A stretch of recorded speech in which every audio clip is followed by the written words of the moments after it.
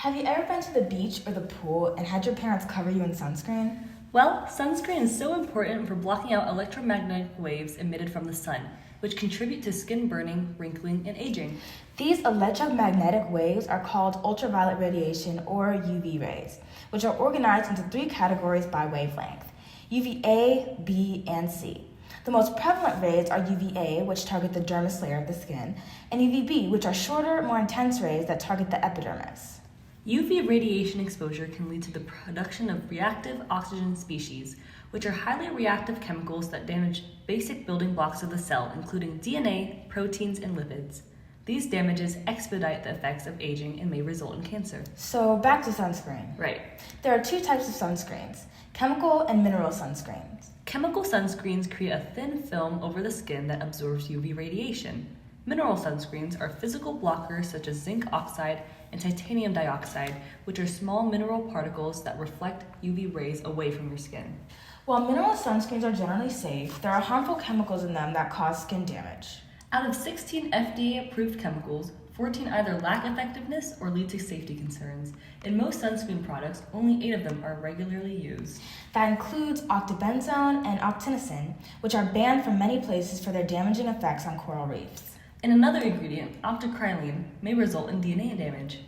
That's why our product will instead use cyanobacteria, a marine bacteria, for our final sunscreen product. A lot of strains of cyanobacteria produce 2 pigments, scytonemin and mycosporine-like amino acids, or MAAs. Both pigments protect the bacteria from UV rays.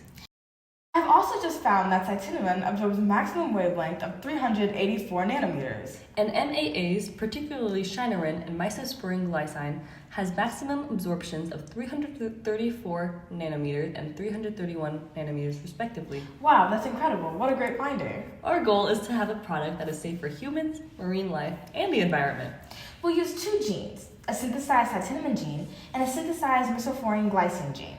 Each gene will be inserted into a separate plasmid with the same backbone, the PET28A+ plasmid, due to different purification methods. Once the target genes are in their plasmids, the recombinant plasmids are transformed into separate cultures of T7-expressed competent E. coli and grown on an agar plate.